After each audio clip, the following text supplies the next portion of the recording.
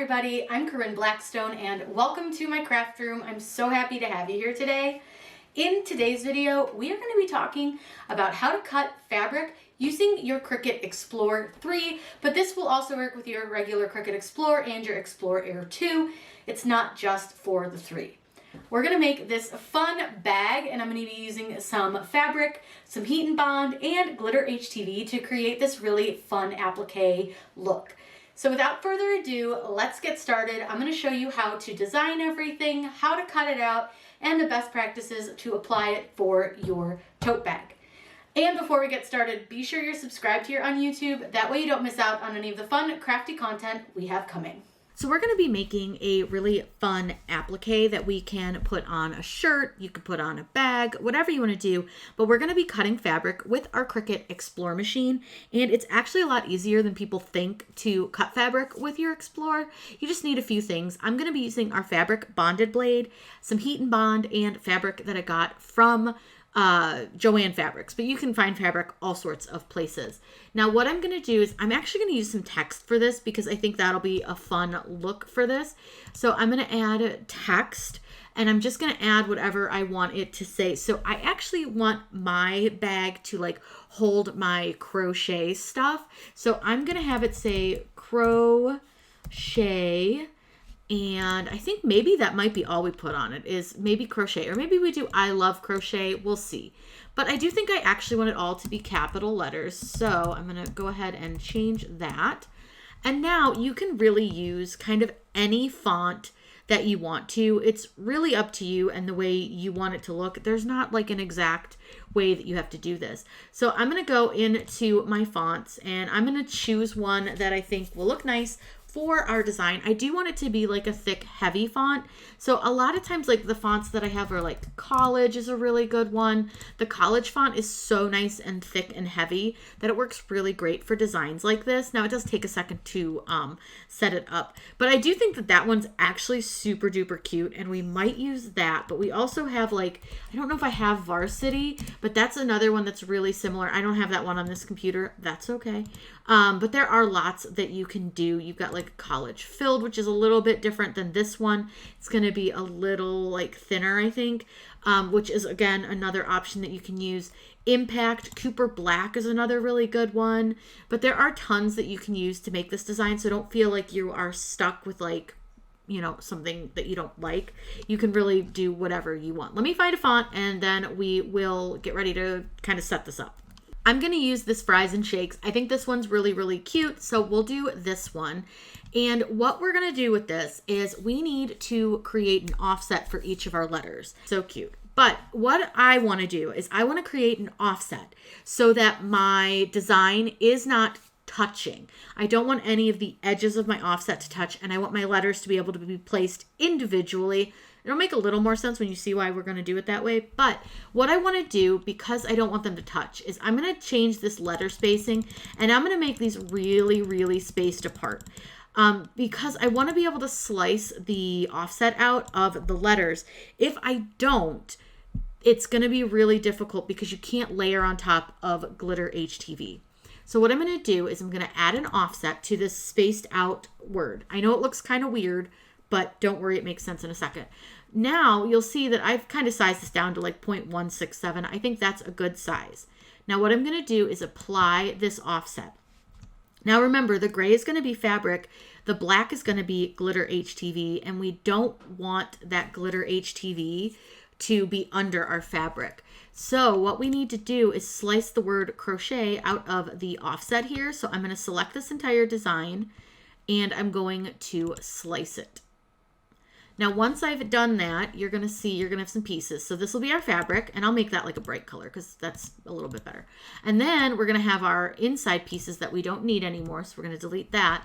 And this is going to be our glitter, which we'll just make that like a yellow so that you can kind of get a better look at what it looks like.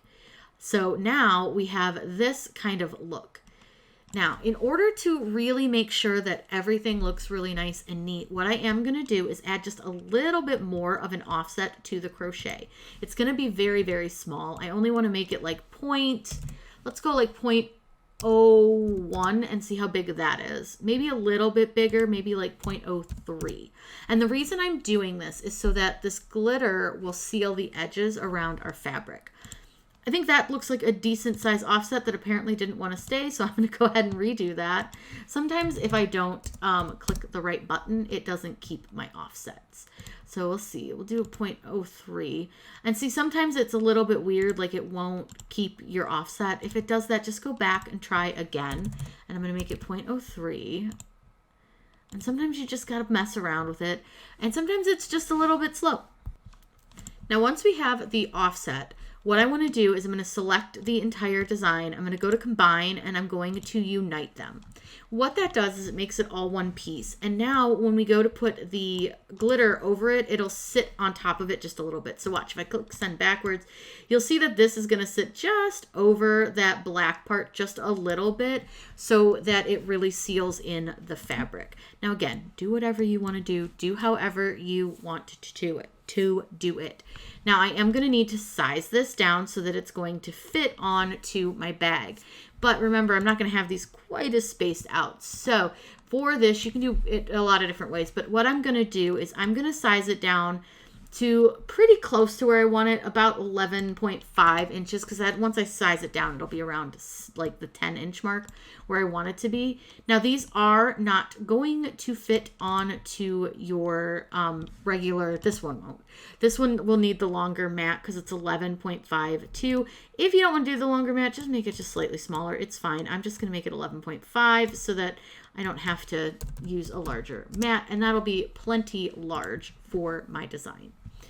Now we have this all ready to go. What I want you to do is click save, and I'm going to save this as crochet fabric and click save. Now I do also need to make sure that I select the correct machine. I usually use my maker, but for this we're going to be using our Cricut Explore 3. So once we're good there, we can click make, and I'll show you the different mats because we will have two mats for this. One is going to be HTV and one will be fabric. So this one right here is going to be our fabric mat. It's the black one. And then this one is our HTV mat so that we can cut these in two different cut settings. Now I'm going to show you the cut settings that I use and how we're going to change them between the different mats.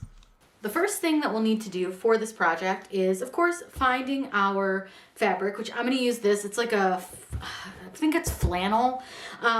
I'm not sure, but this was from Joann, and I just thought this was such a pretty pattern. I actually got it for something else, but I think it's such a pretty pattern that it'll work really nicely for the word crochet. Now, this is going to be our heat and bond section. So I've got this. Now, we want to make sure that we're putting that heat and bond on the back, and I also want to be sure that I'm not using this frayed edge, and I'm not using the edge that has this little design on it, or this like logo. Now, I'm not someone who can cut a darn thing straight, so we're not gonna discuss that. I can't cut straight, but I am gonna trim this off. Now I do have like a rotary cutter that I could use, but that just seems like a lot of work to find it and get out my cutting mat, so I'm just gonna cut it like so. And that way it's out of my way and I'm not worried about accidentally like putting this part on my mat, because like I don't want this as part of my letters. All right, now we're going to take our heat and bond. I'm going to flip this over and I'm going to put my heat and bond onto my fabric. Now my fabric's a little bit wrinkled and I'm just going to use my mini press for this, and I'm just going to go ahead and get a little iron on it just so that it's not so wrinkled from being stored away. And you can just kind of do a quick run and you'll see like now it's much flatter, much better. So I'm going to take my heat and bond, and you're going to place this with the paper side up where it says heat and bond. And this piece is probably a little bit too big for my design, but I'd rather have it too big than not big enough. Now I do want to bring out some parchment paper for this because I want to place some parchment paper on my table just in case any of the adhesive from the heat and bond is like over the fabric. Like I might accidentally press it into my table, which I don't want to do. And then I also want to put a piece over it because when I'm pressing it with my mini press, I want to be sure that I'm not going to get any of the adhesive onto my iron. Now, when you're putting heat and bond on, it doesn't require a lot of heat or a lot of time. It's a couple of seconds, like maybe 8 seconds on a section. And I just kind of move my iron around And I just go section by section. So I'm gonna go ahead and press this on. Then you're gonna allow this to cool completely. And then we'll peel the paper off and then we'll get ready to cut this out. It's so simple. Now, I personally am going to cut this out before I remove my paper, just because I think it's a little bit easier for me. But again, do what works best for you. I'm not somebody who uses a lot of fabric, so I don't really care if I waste a bit. It's just pretty inexpensive. I think I got it on sale. And I'm actually just going to cut this edge completely straight because I don't need that little divot that's in there. And voila, we have our piece. Now this does need to cool for just another minute or two, just because it is still a little bit too warm, but you do want to make sure you allow this to cool completely before you remove it from your backing. I have loaded my fabric onto my mat. Now you might notice it looks a little different than when I pressed the heat and bond. That's because I made a mistake. I originally cut this on the wrong machine, so we're going to cut this with the Explore 3 correctly this time. So what I've done is I'm going to set this to the denim bonded setting, and this is just cut with your regular fine point blade. I'm going to go ahead and load this in. It's going to cut out my letters. We can take them off the mat, and then we'll press them to our tote bag.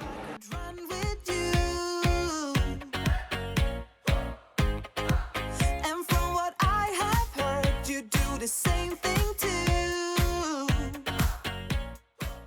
Now, before you unload your letters, I want you just to make sure they cut. It's always good to double check your cuts before you unload, but it looks like they cut really nicely. You can see that's peeling away beautifully over here. So I'm gonna go ahead and unload this. Let me move our machine out of the way, and I'm gonna show you how to unload these from your mat really quick. Now, once you've got your mat kind of isolated, I want you to flip your mat over, and this is always kind of helpful, and I just want you to kind of peel back your fabric. Now, you don't necessarily have to do this with fabric. I do sometimes, just depends. But what you're gonna do is I want you to peel carefully, just because this is a flannel, so it is a little more delicate, I would say, than some of the others. But once you get this off, you'll have all of your letters. Now, when I take my letters off of my mat, I do like to use a pair of tweezers. I just find that it's easier to kind of get under the letter and pull it off without like damaging it in any way. So you may want to do that when you're getting your letters off. Now, we're going to go ahead and get these off, and then I'm going to show you how to press these on to your tote. We could be good together. Guess mystery loves company. I'm going to be putting my design on this adorable pink tote bag. Now we are going to be using, again, our Cricut Mini Press for this. It's perfect for a project like this. So I'm going to turn this to the second setting, and while that warms up, we can lay out our letters. Now you can lay these out however you want to. It does not matter. You do what you want to do. If you want them to be kind of messy, if you want them super straight, do whatever you want to do with them, but make sure you spell your word right. So I'm going to kind of try to keep them pretty neat, and I'm just going to lay them out and make sure I spell it right. I do. So now that I've got them laid out, I can kind of see that I need to maybe move them around a little, or what I want to do with them. So I'm going to move this C over. I want them to be a little bit spread out, and I don't think that they're too close together, but I do just want to kind of scooch them over just a bit and kind of move them where I want them. And I just want to move this T over just a little. And I do think it looks nice and straight, except that I just bumped it. So I'm going to fix that. Now, when doing this, I would recommend using, again, a piece of parchment paper. Parchment paper is going to be one of your best friends. Now, I will say that as I'm looking at this, I think this C is a little too far over this way. And I think that that looks not quite as even as I would like. So this is something you're going to play with. Figure out how you want it to sit, where you want it to sit, and then you can move them around and do whatever you want to do with them. So I'm going to get them evened out where I want them. All right, that's better. I think that's actually really cute. Like I said, I don't want it to be perfect. It doesn't need to be. Now I'm going to cover these with parchment. And what I want to do is on each letter, you're going to hold your easy press down on it for about 8 seconds or so. And I am putting a little bit of pressure. You don't need to put a lot on these, but a little bit will do. And I'm just going to kind of press each letter and that's gonna help hold it down. And then we'll go over them one more time just to make sure they're really well held down. And then we're gonna cut out our letters apart, and then we can lay those out on top of each of these letters and press those, which is so fun. It's gonna look so cute.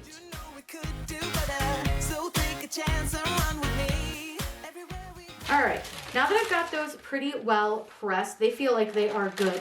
I'm just gonna take this and just run it over them one more time with just a quick little press, and I just wanna get all the letters, and that should hold them just fine. Next thing we need is to cut all of these apart into individual letters. And the reason that I did it this way was because it was gonna be really hard to line the letters up perfectly and exactly together, since the fabric is gonna be all separate pieces. Now there's lots of ways to do this. If you have a better way or a way you like more, please share it down below. This is the way I find that works for me, but there's no real wrong way to do this as long as you're not hurting yourself or hurting others when you're doing a craft. Do what works best for you. So now that I've cut all these apart, I am gonna press each letter separately so that I make sure that none of the carrier sheet is gonna be under any of the letters. And I see actually a little piece of HTV still stuck here. I wanna just make sure to get that off because I don't want that to stick to my bag. Now what I'm gonna do is line this up. Oh, this is gonna be so cute. And I can absolutely, if I want to, do like these letters, the ones that aren't next to each other. And I can absolutely kind of get a couple of them pressed at once. So I think we'll do that just to save ourselves a little bit of time. So all I'm doing is lining them up so that I can't see any of the outline around the letters. So stinking cute, I can't wait. So I'm gonna go ahead, and again, this one you're gonna press, and I want you to press this one for about 15 or so seconds per each letter. And you wanna make sure you're covering all of the HTV. So I wanna make sure that I get like this upper corner. I wanna make sure everything's covered so you can kind of look and see. And if you turn your press this way, it might work a little bit better. So find which way works best for you, but we're gonna go ahead and press these. And I'm gonna do each letter individually. So I'm going to move this over so that I can get to the H. Now the H is obviously quite a bit larger, so he might need me to move my press around a little bit, just so I make sure that I get all of it, because it's kind of a big letter. So I may press him in two separate presses. But all I'm doing is just giving a little bit of pressure and pressing it. But I do want to make sure I get this corner down here, because that was where the press wasn't really quite touching. And now I'm gonna go ahead and get the O and the C. I'll line the rest of the letters up, get those done, and then I'm gonna show you what everything looks like. But please note, Glitter HTV is a warm peel, so while it's still warm, I am gonna take my carrier sheets off of the letters that I have completed, and then we'll come back and I'll show you what it looks like all done. It's gonna be so cute. all I know is that I need you in my life. Let me show you how it feels to roll the dice. You know you want it. Just say the word. Everywhere we go, it turns. I do want to let you know, you want to let these cool just a little bit, because while it's still hot, your heat and bond part can come off. So you just want to be aware of that, but you just be careful, like kind of let it cool a bit or it can pop off. Because like with this C, it started to come off at the bottom, but once it's cooled down, it'll hold just fine. So I'm going to finish this up and show you what it looks like. I need you in my life. Let me show you how it feels to roll the dice. You know you want it. Just say the word. Oh. Here is the bag all finished. This is a really easy thing to do, and I think it's a great introduction to cutting fabric with any of your machines, but I definitely love cutting it with the Explore. It's pretty simple. You can use the fine point blade, the fabric bonded blade, both will work just fine. This is also washable, which is really great. I absolutely love that I can make anything I want and make it a fun little applique. You just need some fabric, and you can really use any kind of fabric that you want to. Any kind of like HTV for around the edges. It'll help with fraying and keep it like a little bit nicer, but you can use any HTV that you want. I just thought the glitter would be fun, and just have fun with this and add whatever kind of design you want to. Now, if you have any questions, please let me know in the comments down below. I'm always happy to answer those for you. Be sure that you're subscribed here, that way you don't miss out on any of the crafty content we have coming. Thank you so much for joining me today, and as always, happy crafting.